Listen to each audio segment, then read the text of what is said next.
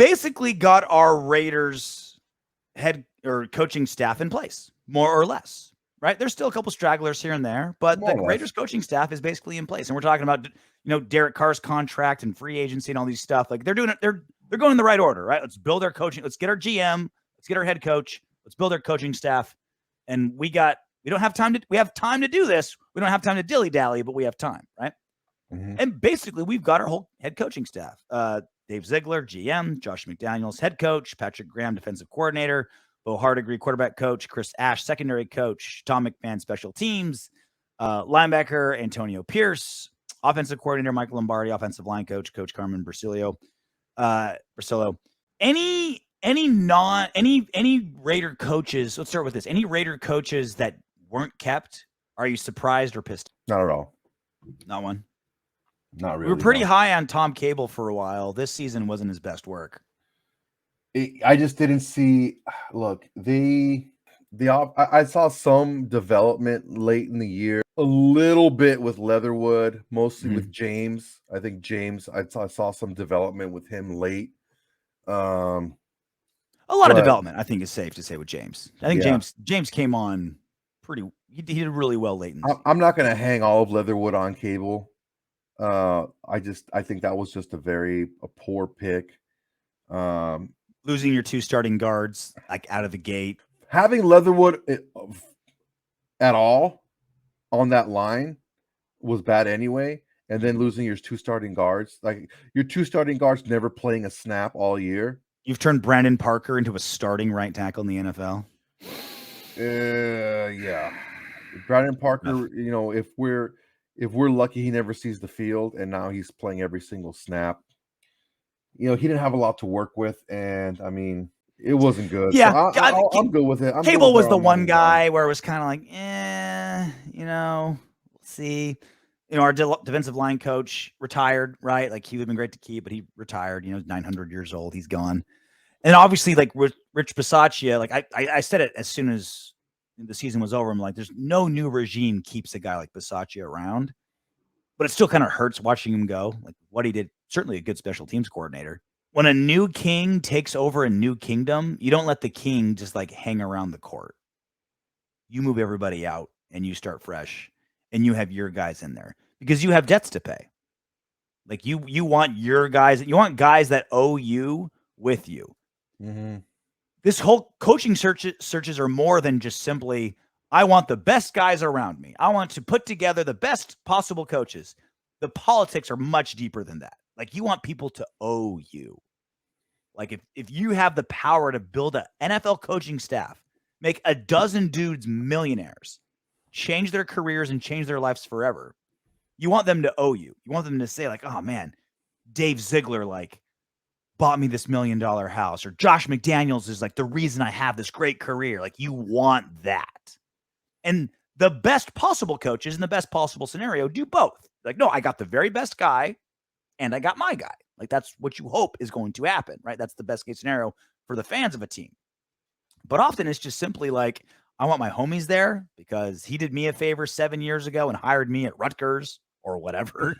And now it's my turn to back him up. And I think he might take off. So if he becomes a head coach somewhere and I lose my job, I want to be his defensive coordinator. Yeah, it's self-preservation in the favors, future, right? You're giving favors to however many you can, right? And this is I think is a big part of it. And why I bring this up now is because essentially all of New England left the Patriots and are here now. GM from New England, head coach from New England, defensive coordinator Giants, but basically New England, quarterback coach, New England, offensive coordinator, promotion, wide receiver to offensive coordinator, New England, offensive line coach, New England. So there's two things happening here. I'm hoping that Josh McDaniels is like, I've been in this franchise for a super long time. I know all these guys are the best, and I'm taking them with me. I'm hoping that's the case. Potentially, it's simply just, I want my dudes here. That could be part of it. It's almost for sure a combination of the two. I'm just hoping it's more McDaniels and Ziegler were in that building in New England for a decade or more, and they're like, all right, let's pick the cream of the crop and let's take them to Las Vegas. Yeah, I think that's the case just because McDaniels has been an OC for so long. He's been in one of those situations where he's been in the same position for so many years that he's kind of solidified what he can do in this league. If he gets a job, people know what he can do. He's doesn't have to worry about anyone doing him any favors anymore. You know what you're getting when you get Josh McDaniels as an offensive coordinator. Should something happen with the Raiders and he look for a job somewhere else, right? I think he's just looking to build a good staff. I hope so. Because most of the guys he brought over from New England all got promotions. Almost all of them. Lombardi went from wide receiver coach to offensive coordinator. Hardegree went from like assistant, like offensive assistant to quarterback coach. Ziegler wasn't a McDaniels hire, but he went from like makeshift GM to actual GM. McDaniels, obviously offensive coordinator to head coach. So it's a lot of guys getting promotions. So these guys are getting pushed up a level, most of them, right?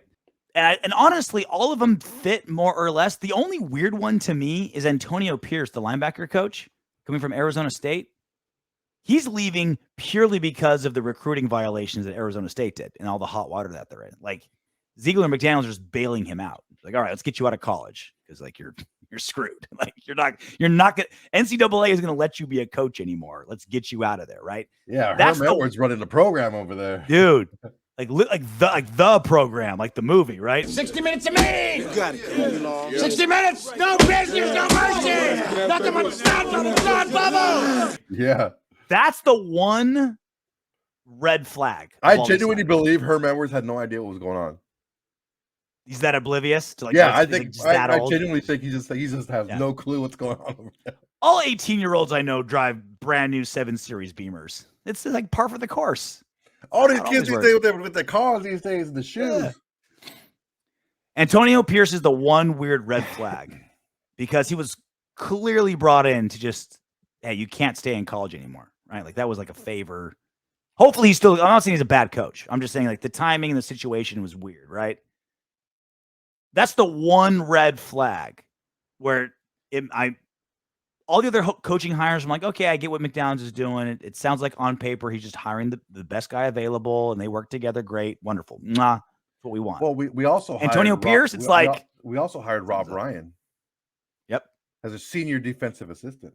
Yep. I love Rob Ryan. I don't know about you. You just love him because you're bald. He's got that lettuce. He does have beautiful mane. That beautiful mane. He is the bigger of the Ryan twins. That says a lot, too, to be the bigger of the Ryan twins. Yeah, Rex is not a small man. No small feet. Rex is not a small boy. It's a big boy right there.